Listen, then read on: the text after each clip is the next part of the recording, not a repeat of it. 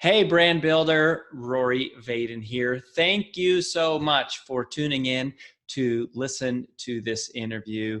We are so excited to bring you this information and wanted to let you know that, hey, there's no sales pitch coming from anything that we do.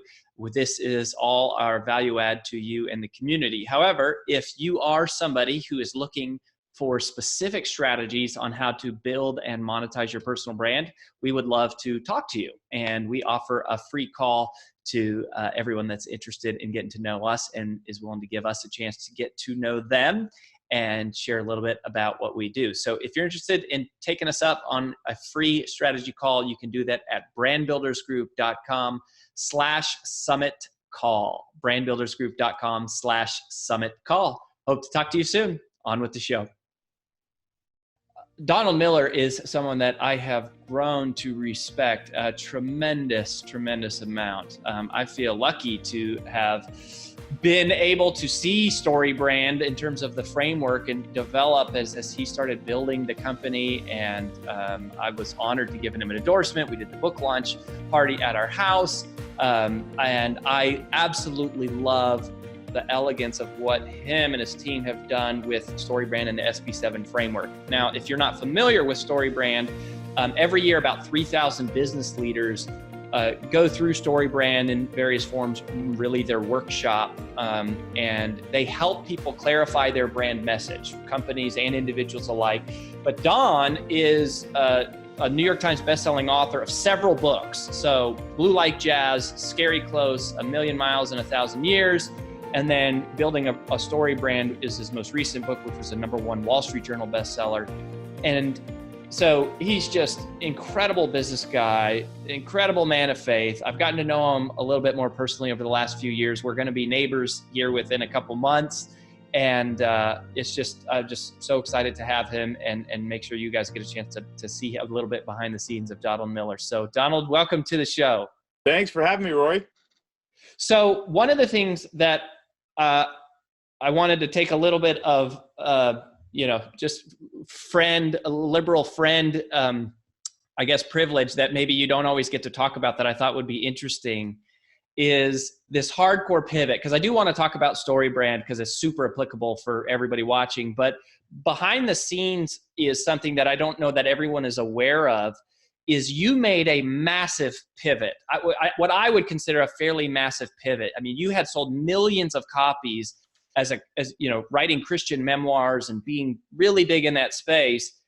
And then you pivoted and then have built an equally, if not, I mean, I don't know how you would measure it, but a huge presence very quickly in the business nonfiction space with StoryBrand, and certainly, a large business, I think a larger business enterprise with StoryBrand.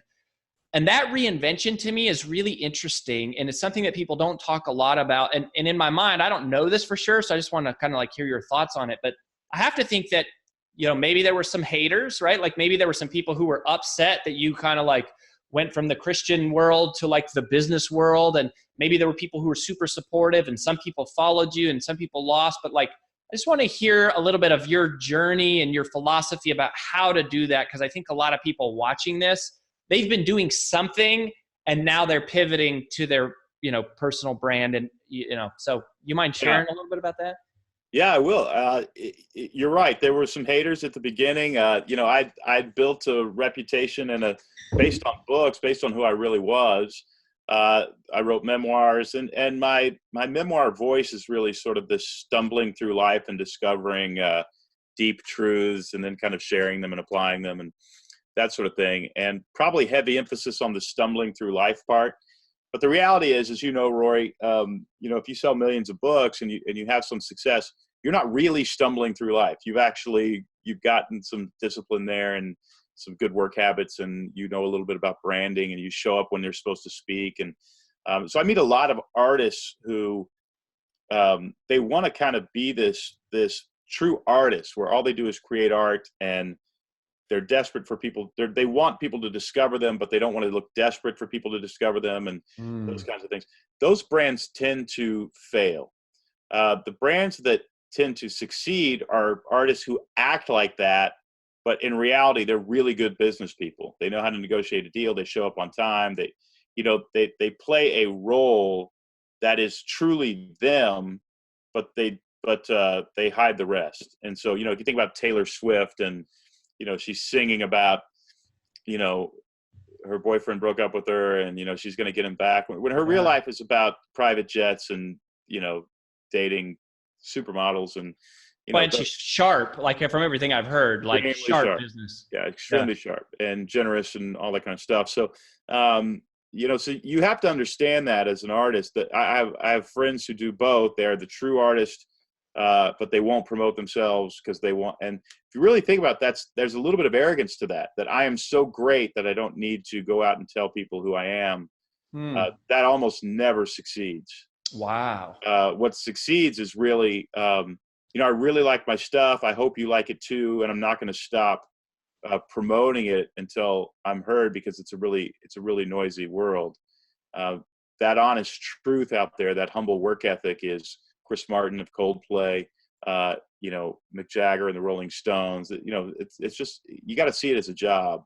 So if you really want to build a personal brand, you can't wait for the world to come to you. You can't throw a message in a bottle and hope that people get it. You have to actually get in a boat and go to the other shore and start handing out business cards.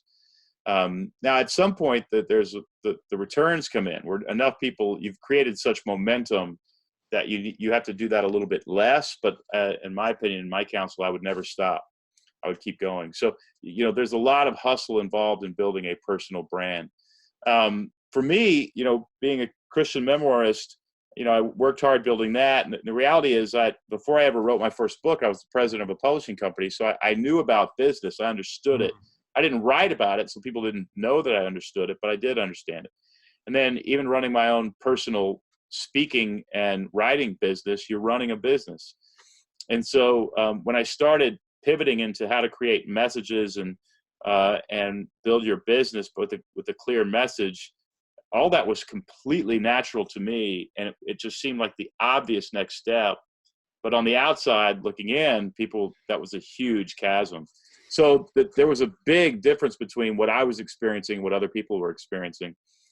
But, I noticed something, whenever you're driving in traffic and you kind of change lanes into the faster lane, you sometimes get people honking at you, and they shoot the finger or whatever. And people like you to stay in your lane. And so I experienced the kind of like, we missed the Don who wrote these books. We kind of missed the lovable loser. And, that just wasn't who I was anymore. That was not a big part of my personality. So in order to be myself, I had to change lanes. But I was smart enough to know, they only honk for a minute, and then they go away, and they accept you in the lane that you're in. And a lot of people stay in their lane for all of life because one guy's going to honk at them when they could really be moving much faster through life. Wow. So because they're a little bit conflict avoidant, they don't let it's important sometimes. All of us have probably run into an old friend who we haven't seen in 15 years, and they tease us about something that we've already conquered and overcome. And sometimes it's important to sit them down and say, hey, you need to know that's not who I am anymore. And I've changed. Let's say you're married and you got an old friend that you used to run around with and go to bars, and they want you to be that old friend. And it's important to sit them down and say, hey, I made a sacrifice, and I'm a different person now, and this is who I am. And I live in the joy of that sacrifice every day. And so, you have to actually explain to people you're different. And a lot of people, in order to not create conflict, will play their old role for the rest of their lives and they never allow themselves to actually change. So do you think that is so powerful? I love the part about like people will stay in their lane because one person is honking. Yeah, it's ridiculous. So true. Is to make that kind of reinvention. The other thing that I heard, which was interesting there, was about that it wasn't like you said, I'm going to create a new endeavor because I need to make more money. It was more of like, this is who I really am now. And I've changed over the years, and I just need to be that person. So that's interesting. But now when you come out like with this whole new persona and brand, do you think the way to make a pivot like that, is it gradual or is it emphatic and flamboyant? And do you try to sort of coddle your old audience? Or do you just kind of go, one day you wake up and boom, like, this is who I am, and you just start being that person, and whoever comes along comes along? Like, you know, we have clients that are like, you know, they've been a fitness personality, and that's who they were in their 20s, but now they are like, you know, this woman who runs all these multi-million-dollar enterprises and business, and they need to pivot. But it's like, some people still think of them as like the bikini model, and those are the posts that she gets a lot of engagement on, but it's like, that's not who she is anymore. Do you think you just make the hard turn, or do you know? I do. I think you can do it both ways. My personality is leave the past behind and create a new brand. And so being true to my personality, I'm very comfortable with, you know, repeating, this is who I am now, this is who I am now, this is who I am now. And I think you'd be surprised. It takes about 3 years of telling people who you are before they even forget who you used to be. And so, you know, I still have people, it took about 3 years. People still come up sometimes and say, I love your old books, and but your new books are really changing my life. It took a long time for them to accept me as a business kind of personality. And, but that, at the same time, that's who I was. It's who I felt completely genuine. And, you know, I also think people love and respond to your energy and your confidence of saying, this is who I am now. You know, this just happened recently with a friend of mine's wife, actually, Kyle Reed, our graphic artist here in house. His wife is a yoga instructor, and I think she's still a yoga instructor. But she fell in love with photography. She started taking very good pictures. Her name is Mandy Reed, and you can follow her at Mandy Reed Photography on Instagram. Her photography is excellent. It's very good. And somebody on staff recently said, oh, you know, we should hire Mandy for that. She's a photographer, because her Instagram is Mandy Reed Photography, and she's showing all her photography. And Kyle just turned to me and said, isn't that amazing? She changed her brand in 1 year from yoga instruction to photography. And the reason is, she said Mandy Reed Photography, not Mandy Reed Yoga. And I also have the hobby of doing photographs, right? And she started submitting her photos on Instagram and showing people her work. And even I was like, oh my gosh, wow, that happened quick, because I only think of her as a photographer. So you're actually programming people's minds. And I think if you do that passively or slowly, you are not programming very hard. Yeah. So that kind of leads us, I think, to what you do at StoryBrand. And I think we're huge fans of it. I think a lot of people here, I mean, you know, have the book or read the book or follow the podcast. In terms of applying StoryBrand to the personal brand, and maybe, you know, there's probably a lot of people who still aren't yet familiar with it. What do you think StoryBrand, like the SB7 framework, what do you think that is? Like, if you had to explain, this is what it is, and what problem does that solve specifically for people with personal brands, do you think? Well, the StoryBrand framework is a message clarification framework. So, you know, we all have to, you know, if you've ever branded a cow, and I have once, a buddy of mine took me out to his ranch, and you lay across the back of that calf and you punch it with the brand, and they actually don't feel pain to the degree that you and I feel pain. So they kind of were like, hey, what's going on? Which was kind of weird. Oh, well, that's good to know. It's very good to know. And, but, you know, if you took that rancher's brand and you branded that calf, and then you took a different rancher's brand, you branded that calf, and you took a different one, you branded over the top of that, another one over the top of that, you'd have an irrecognizable brand before long. And the reality is, people in their mind are going to categorize you. They're just going to do it. And you have got to, you've got to control how you're thought of. And the way that you do that is you come up with a very simple message, and you repeat it over and over and over and over and over again. You brand just like a cattle brand. It has to be fixed. It has to be the same language. You have to repeat it, and you have to brand yourself in somebody's mind. So your friend who was the bikini model, who's become the business guru, you know, she needs to be known as the business expert who came out of the fitness world.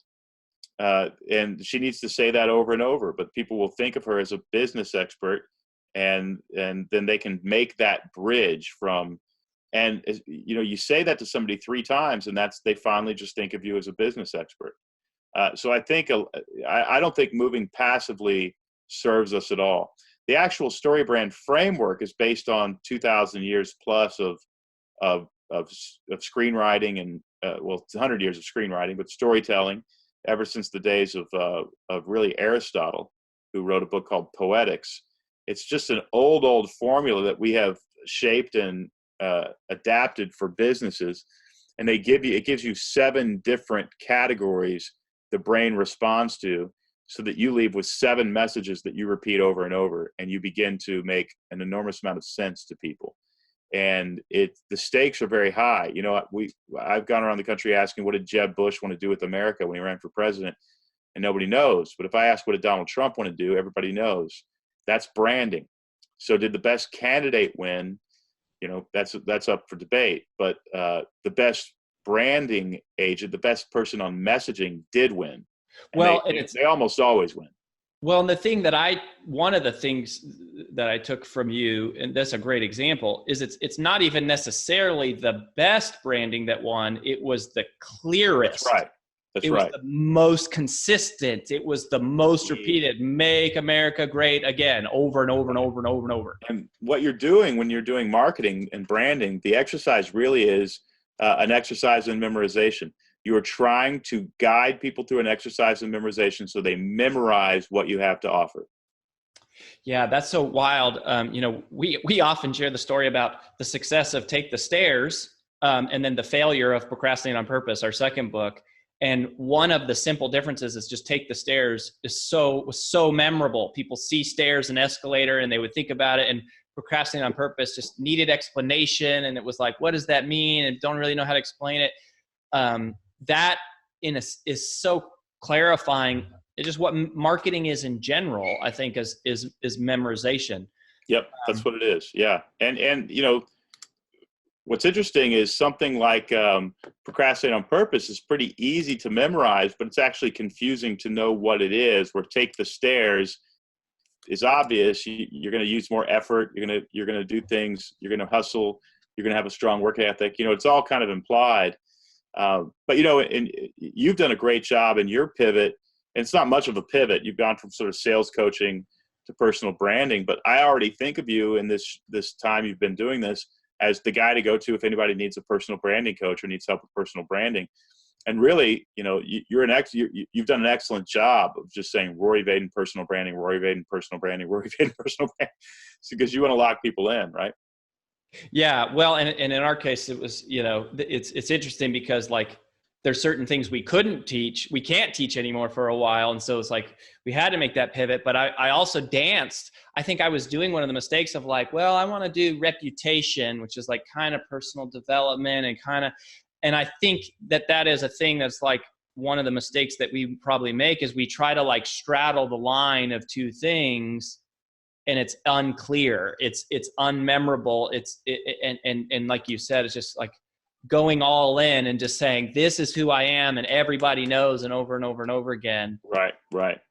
So I want to ask you something else related to marketing, which I think is really, again, more of a behind the scenes thing, but and if you guys, the SB7 framework, like if you haven't read the book, go get the book, go to the workshop, like, don't be silly. This is the best thing you can do for clarifying your messaging and like I think of Story Brand as helping you find the words you need to describe what you do. And it is such a practical application. So, you know, more on that to come, you know, by following Don, which, you know, we'll talk about that in a minute. But behind the scenes, one of the things that I love about Story Brand is you guys do a lot of the digital marketing, online marketing, info marketing sort of principles and tactics, things like lead magnets and funnels and email marketing and social and webinars, and free downloads and sales pages.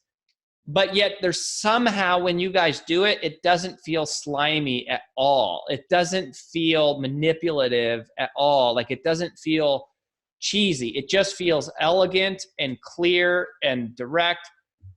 How do you do that? And it's been a really good case study because it shows you that you can do those things, which are really powerful psychologically, without cheapening the brand in any way. So I'd love to just kind of hear some of your philosophy about how you think you've been able to do that. Well, I wish I had a formula for it. I think part of it is, it's never been a thing with us in our shop to try to trick anybody into doing anything. And, I just spoke at a big conference, about 2,300 people in Las Vegas, paid about 10 grand each to be there. I mean, and the thing that I got after I left the stage was, well, you were the only speaker who didn't try to upsell us anything. And it just never would have occurred to me to try to upsell you anything, right? Because I'm there, you've already paid an enormous amount of money.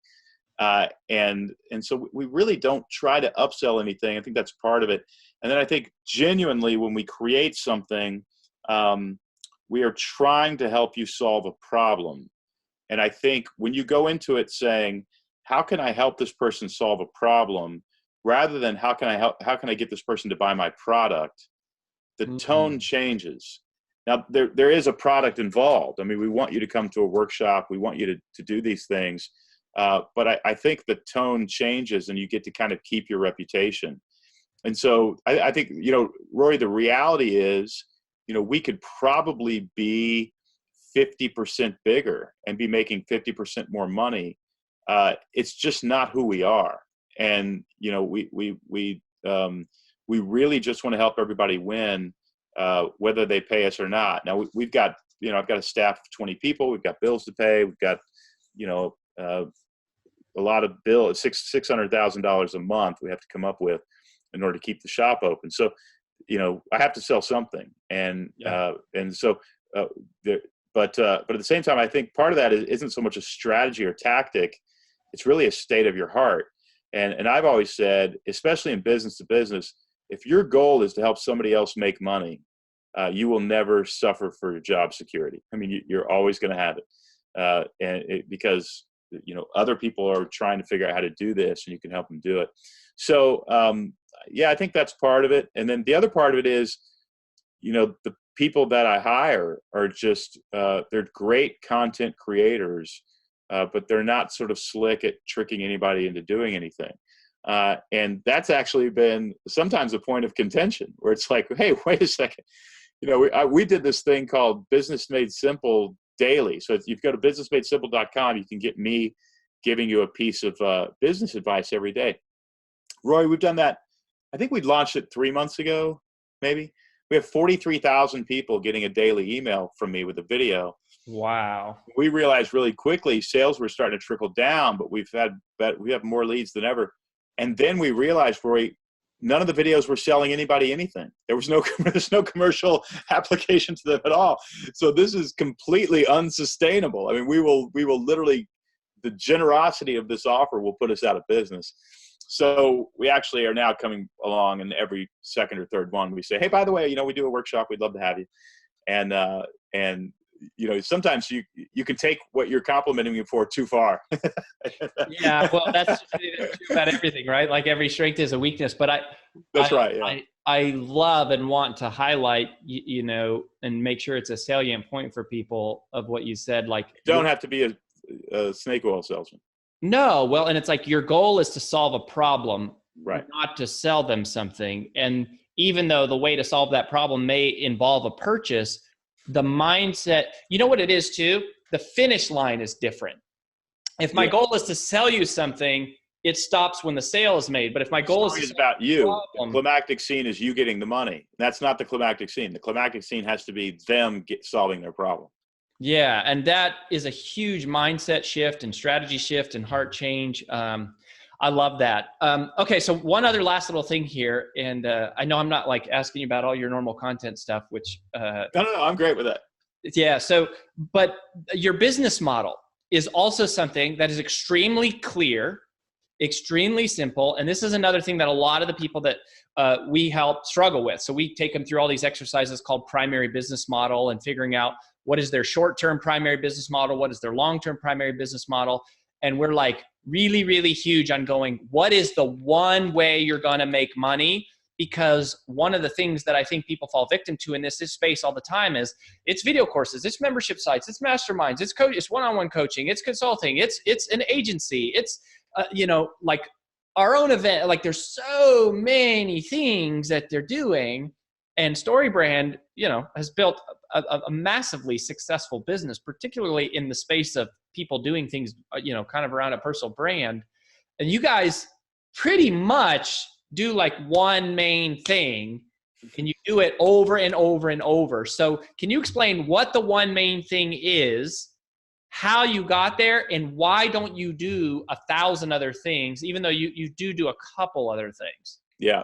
Well, I learned from a guy who he had a $10 million consulting business, and he consulted on Six Sigma, which is a framework, an industrial framework, a productivity framework. And he told me, my father actually invented Six Sigma. And I said, wait a second, you have a $10 million company, but your father invented it. Six Sigma bills for over $1 billion a year. Where's the other 990 million? Yeah, right. He said, Don, you won't believe it. My father did not protect the IP. So his father never legally protected it, so other people started using it. Well, we created the StoryBrand framework, the SP7 framework, and it is it's the Six Sigma of messaging. And I knew that there's potentially hundreds of millions of dollars in this. But if we kind of did this and we did this and we did this, I would never be able to grow that framework so that it was institutionalized in global business culture. So it was very important to only do one thing for a long time. Now we're doing something we launched in November called Business Made Simple University. And Business Made Simple University will have a finance track that Mike McAllowitz is going to help us with. Nancy Duarte, hopefully, it's going to do something on giving speeches. It's basically you can develop your whole team in finance and human resources. Well, StoryBrand and the StoryBrand framework will become the marketing track of that. So the mother company will actually be Business Made Simple, and StoryBrand will be a subsidiary of that. But it took us a very long time to figure out how to do that without confusing people. And who knows, we may fail at that, but I don't think we're going to. But it was 4 to 5 years of people saying, well, can you do my website? No, we don't do that. Can you do this? No, we don't do that. We literally teach the 7-part framework in an online workshop and a live workshop, and then we can send facilitators to teach it. And that's gotten us to where we are. We're about a $12 or $13 million company, only selling one product in 3 different deliverables. But it works for about 3,000 companies a year. They clarify their message and their company grows. And I learned, here's a great lesson for you and all your audience. I had a manager once who was really amazing. And he's still a very close friend. And any speaking offer that I got for about $5,000, he would accept, and I'd be getting on planes, going around speaking. $5,000 is not a small amount of money. I mean, that pays my mortgage for a few months. But I noticed that I was on planes all the time and I couldn't get another book written. And because I couldn't get another book written, the tail end of my career was coming in closer and closer, and the longevity of my career was dying. So I finally had to sit down and say, hey, let's not chase $5,000 anymore. Let's chase $25,000. Let's do less opportunities, and let's be more disciplined about what we're doing. That was a huge moment for me in my career because I could speak less, make the same amount of money, and still write a book. I think where that overlaps is, you've got to pick your lane. I'm going to be an expert in this. And then there's going to be this opportunity to go over here and make $5,000 being an expert in something else. Yeah. I would suggest that you don't do it. That you actually say, no, I'm only going to take money for this because I cannot be known for too many things. I want to be known for this one thing. And it's tough for a minute, but if you can really carve in and be known for that, the longevity of your career is great. And then you get to do what you want, and you're not always chasing money. Just be known for one thing and be disciplined and only do that. Yeah, I think that whole little shiny object syndrome is just the downfall is there's 100 ways to there's like 1,000 ways to make 20 grand. But there's only a few ways to make 13 million a year or whatever. Right. And it's like, well, it's actually like, it could be any of those 1,000 ways, but it's choosing one of them and just doing that one thing over and over and over. Like, that's how you get to the 13 million. And that's what's so interesting about when people come through the workshop, they're working on their external message. How do I talk to customers? They end up getting that. But what's even more valuable is they leave having talked to themselves. Oh yeah, that's what I do. And that's why I matter. And then we would say, just like if you were writing a book and you've written some terrific books, you got to leave everything else out. The key to a great writer is not what they say. It's what they don't say. Mm. And the same is true with our careers and building our personal brands. You've got to discipline yourself to not present yourself in certain ways so that people can only remember. They're only going to remember what you're actually, what you say in a focused and clear way. And so you've got to come back and say, yeah, I used to be a swimsuit model. Now I'm a business expert. Now I'm a business expert. Now I'm a business expert. Now I'm a business expert. So we've said, if you confuse, you lose for 5 years now. We repeat it every day. And we're here to help you clarify your message. That's kind of the 1-2 punch of our messaging. And just like a brand on the back of a cow, we keep punching it, and it's paid off for us in the long run. I love it. I love it. Love it. Love it. If you guys can't tell already, you need to be following Donald. You need to go to the workshop. Like, it is powerful, powerful stuff. The SB7 framework, I think, is going to be one of those things institutionalized here, in business culture, if it's not already. Donald, where do you want people to go if they want to check out the workshop, online, or come and see you or follow you? What's the best place to check that out? I'd love everybody, just go to businessmadesimple.com and you can get a daily coaching video from me. I actually put on a suit and a tie and we use a well-lit studio. I'm telling you, I show respect. I learned from Roy Vaden. You got to look good. Now I don't wear suits anymore. I used to wear them every day, and now I'm just for whatever reason, you still look better than me. I don't know what it is. Well, go to businessmadesimple.com. I'd love to send you a daily video for free. Yeah, check that out. We'll put a link up to Business Made Simple. Don, last little question. I think, if you have somebody out there watching right now and they're dealing with some haters, they're dealing with either people in their personal life, or sometimes it's like the random troll on Instagram that I've always been shocked in my life at how much that person used to get to me, or a random review on Amazon. Or maybe it's themselves, right? Like if there's somebody that is just dealing with the voices of, you can't do this, you can't be this person, like you were better, the old you was better, what would you kind of say to that person that is like on the precipice of leaving behind the old and in search of something new, but is kind of like, feeling the heat of the naysayer? Two things. One is, people are going to be incredibly inspired and impressed with you if you are comfortable being yourself. And so you got to ask yourself, who am I really? And I'm not going to apologize for that. And I'm not going to disappear. And the second thing, and my batting average is about 300, which would get me into the Hall of Fame.